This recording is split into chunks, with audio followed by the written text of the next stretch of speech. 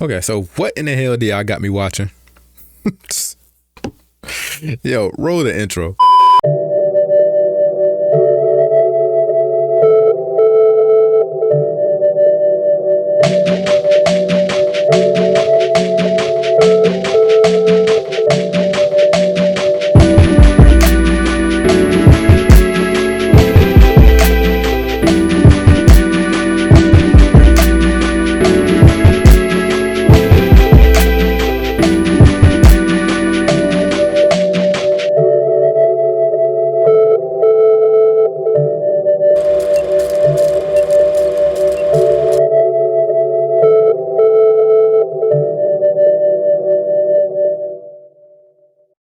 Alright, so today we're going to be looking at the film created by failed triplet entitled Mad God. And before I start talking about this movie, it's very important for me to give a little bit of backstory on this. Word is that it took them 30 years in order to get this film pretty much up off the ground. I mean, 30 years. 3 decades. That's a long time. How this film ever saw the light of day is because of the backing of people who decided to fund his endeavor via Kickstarter. Now, when it comes to cinematography, especially within the animation department, this guy and his expertise is nothing short of phenomenal and groundbreaking. He was responsible for the visual effects and the stop motion seen in films like, I don't know, little films like Star Wars, Return of the Jedi, New Hope, and The Empire Strikes Back, The Force Awakens. What else? 1987's RoboCop. Pretty much all of the Twilight movies, and even those Starship Troopers movies, the original Jurassic Park and Jurassic World. Yeah, man, that's a whole lot of films that he has up under his belt.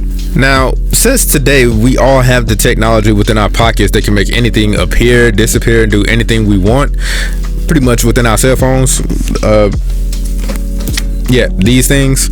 Back then they didn't have all that, so you have to try to understand what this guy was doing back then was pretty much revolutionary. Alright, okay, so Mad God's plot is rather difficult and damn near impossible for me to try to, bind this story within the confines of a description, because quite honestly, after watching this film like 3 times, I still don't know exactly what this film is about.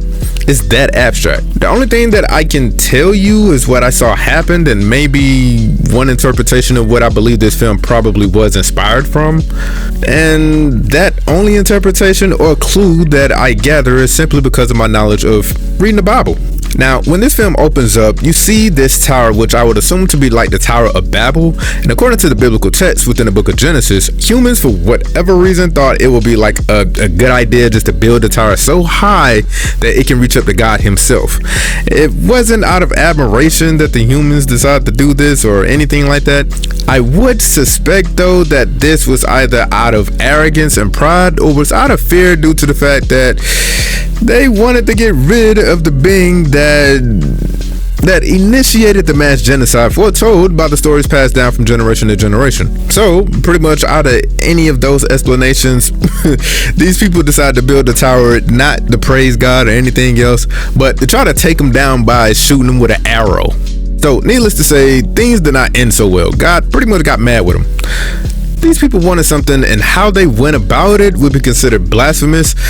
And to biblical scholars and even today Christians will be considered a sin, like a big sin, like they're trying to take down God, right? So what happened? They got punished. Now, what that particular sin is, I will break down to you, but basically they wanted to be free from God so they can be free to do whatever they pleased. Right? Ironically, the people who built this tower are descendants of those that God saved from the great flood. And also what's ironic is that the people in Noah's days pretty much had the same mindset that caused God to become angry and made humanity pay dearly for it. History repeating itself, right? But really, in order to grasp this, let's look at what happened during the days of Noah. According to Genesis chapter 6 verse 3 through 8, it reads, "And the Lord said, My spirit shall not always thrive with man, for he also is flesh. Yet his days shall be 120 years." Wait a minute. So back then we was living to what, 120 years? Wow.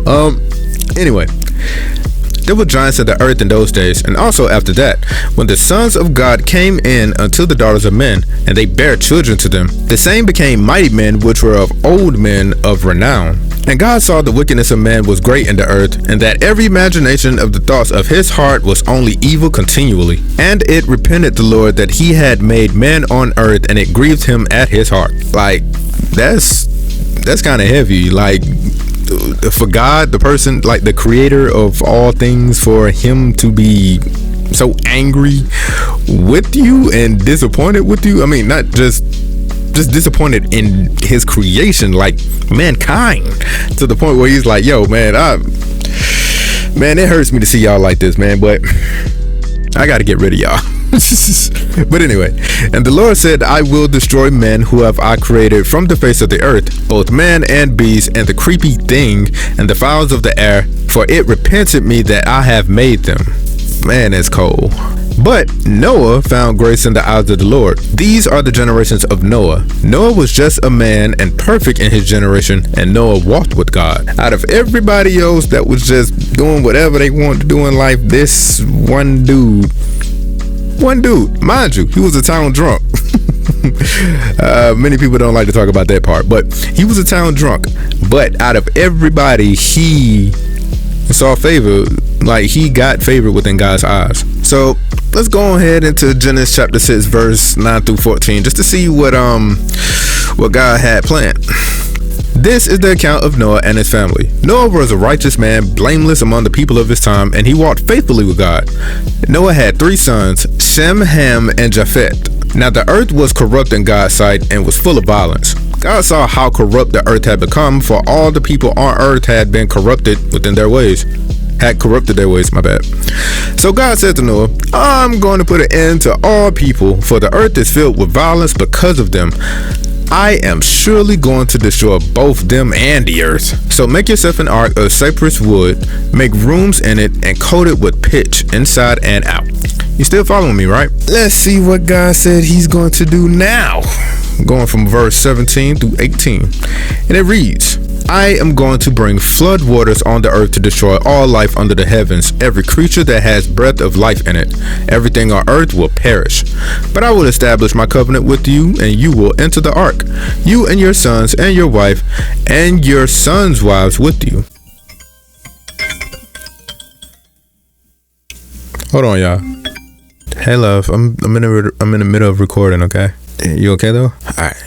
Sorry about that, y'all. All right, so where was I? Okay, so from the text, you can clearly see that God is starting pretty much to apply that belt, which technically can be considered as a huge reset in the form of mass genocide. But it was Noah and his family, according to the verse, that found grace. He was a righteous man, so he was going to be spared along with his family, so they was pretty much saved. What does this have anything to do with the title of Babel and this movie? Well, let's drop down and look at Noah's descendants. Going into Genesis chapter 11 verse 1 through 9. And the whole earth was of one language and of one speech. And it came to pass, as they journeyed from the east, that they found a plain in the land of Shinar, and they dwelt there. And they said unto one another, Go to, let us make brick and burn them thoroughly. And they had brick for stone, and slime for they had for mortar. And they said, Go to, let us build a city and a tower, whose top may reach unto the heavens, and let us make us a name, lest we be scattered abroad upon the face of the whole earth. And the Lord came down to see the city and the tower which the children of men built. And the Lord said, Behold, the people is one, and they have all one language. And this they began to do. And now nothing will be restrained from them, which they have imagined to do. So in other words, God was like, yo, they all becoming one. There's nothing that people cannot do once they come together and have like one focus and one goal. I mean, even God had to acknowledge this. So back to the verse. Go to, let us go down and there confound their language, that they may not understand one another's speech. So the Lord scattered them abroad from thence upon the face of all the earth, and they left off to build the city. Therefore is the name of it called Babel, because the Lord did there confound the language of all the earth. And from thence did the Lord scatter them abroad upon the face of the earth. So, in other words, he decided to call this place Babel, which pretty much coined the term babble, like when people are talking too much, when they just babbling. So, Babel, Babylon, Babel on. Hey, yo, I think ep7 pretty much said something like this. That's a bar. ep7 had a bar with this. Now, why did God do this? I believe it was because that humans became so arrogant, and to regulate them and stop them from mirroring what their forefathers and one certain individual did, he pretty much had to put a stop to it. And he did this by making people speak different languages and confusing them. Compared to the previous generation who pretty much like drowned in the flood, these people got off light. But again, there was one other entity who was considered arguably the most powerful, and some would say second to God, who holds such power. But it wasn't a nation, it was just one individual, and pretty much he thought that he can rule everything and anything, and it led to his downfall. Who do you think I'm talking about? Maybe this will help. If you flip forward within the Bible to the book of Isaiah, chapter 14, verse 12 through 15, it reads, "How art thou fallen from heaven, O Lucifer, son of the morning? How art thou cut down to the ground, which didst weaken the nations? For thou hast said in thine heart, I will ascend to the heavens, and I will exalt myself above the stars of God. I will sit also upon the mount of the congregation in the sides of the north. I will ascend above the heights of the clouds. I will be like the Most High. Yet thou shalt be brought down to hell, to the sides of the pit." So, you see the similarities now? Lucifer said that I will ascend into the heavens and exalt my throne. Ain't that what the people who built the tower tried to do? Each example, the people who built the Tower of Babel, the people of Noah's days who drowned in the flood, each of them all had this common ideology, which was that they wanted to be their own gods. Like, I am sure God himself, the Most High, saw the same inkling tendencies of Lucifer's mindset being reflected in their ways. God had to do what he had to do. He had to get rid of all the bad, while at the same time saving and holding on to whatever was good that's left, right? But now that I gotten all of that out the way, you're probably wondering, why did I even explain all of this? Well, that's easy. It's simply to conclude that God, the All-Father, the Most High, Yahweh, Big Man Upstairs, whatever name you wish to call him, depending on whatever teachings you subscribe to, is considered the being that is of good. Like, God is good. He is good. But it does not exempt him from having emotions, including anger. So here we're back at this movie, which I said opens up with the Tower of Babel, but also with this long verse where it appears that the big man upstairs is mad again. And this is to all the people that believes that you can just keep doing whatever you want to do in life and God just going to be okay with it. Nah, like his version of a butt whooping, you don't want to get smited, okay? You just don't want to get smited. But let's read. It says, "If in spite of this you will still do not listen to me but continue to be hostile towards me, then in my anger I will be hostile towards you, and I myself will punish you for your sins 7 times over. You will eat of the flesh of your sons and the flesh of your daughters. I will destroy your high places, cut down your incense altars, and pile up dead bodies on the lifeless forms of your idols, and I will abhor you." Man, that's brutal. But nah, it don't stop there. It keeps going. It keeps going. So let's continue. It says, "I will turn your cities into ruins and lay waste your sanctuaries, and I will take no delight in the pleasing aroma of your offerings. I myself will lay waste of the land, so that your enemies who live there will be appalled. I will scatter you among the nations and will draw out my sword and pursue you. Your land will be laid waste and your cities will lie in ruins." Yeah, not too much of the Santa Claus, sugar daddy scriptures most believers mistakenly treat him as. This is sheer consequences being expressed for actions unfavorable. And this movie simply, at least to me, is an exploration, or rather a tour through a world in which showcases pretty much what's left when God is thoroughly passing judgment. And let me tell you, I've seen so many dark apocalyptic dystopian futuristic films dictating a bleak and grim world, especially when it's left up to humanity's own devices, but this one here is easily top 10 most disturbing. I would not have believed that this was Earth had it not been for some visual cues left here and there throughout the film. And let's just say Don't make God angry, okay? Hence the title of the film, Mad God. Now on to the visuals. Now, if anything, the visuals alone kind of made me feel like I'm journeying through hell itself. Grotesque creatures running around participating in this nightmarish ecosystem of nature. This was kind of etched into my mind long after viewing. Like, you see a whole lot of stuff going on that just makes you question, like, what in the hell is going on? Like, what is this? One could assume that these monsters are aliens or even demons, but the horrifying reality of this film's setting could suggest that these beings were once human. Judging by some of these settings and imagery the viewer sees the main character move about, you do see evidence of a past civilization similar to what we see in this film, such as destroyed and forgotten vehicles and buildings.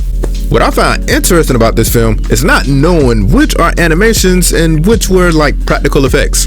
Obviously, the method of utilizing stop motion is center stage, but when certain scenes transpire, it's quite remarkable just how certain elements blend seamlessly together, such as moments where there's like real life actors that's like on screen moving about alongside with the stop motion animations. Viewing this film, I would not be surprised if one of Triplet's inspiration for such a project such as Mad God was Dante's Inferno. I would not be surprised at all due to how the different areas and environments of the main character's pilgrimage seems to be one with its own rules. Each area has its own culture, so to speak. It has its own ecosystem, like slavery, and plenty of it, along with an unspoken and yet established hierarchy of power often displayed by the exhibition of violent acts done by its denizens. Examples? Well, it is shown by them beating each other to oblivion or just straight up devouring a lesser threat. But while watching, I did begin to understand that some inhabitants, regardless of their primitive behavior, operate within a sense of purpose that for the other denizens of that area kind of understands and acknowledges. Like in some areas, I will be able to see beings display like a higher level of cognitive behavior by cooperating or completing some type of goal with somebody else or with something else, I guess, that's almost prophetic, seemingly. And what that goal is, well, that's left up to your interpretation. Like, you watch the film and come back and talk to me and I don't know, just watch the film. But final thoughts, this movie was quite the experience and is definitely one for the indie world. It's strange, weird, and disturbingly awesome. If there was anything to take away from this movie, it's simply do not make God angry. Please, just don't do it. Because in the hypothetical case that this could become a reality, whether due to war or other means, death would be a kind and merciful gesture than having to see and live through this horrific, nightmarish, whatever this is, displayed on this film. I would at least recommend people to go see this film at least once, and at the moment this film can only be viewed exclusively on Shudder, which is a streaming platform where you can watch all types of horrifying films. So go ahead and do that. And until next time, peace y'all.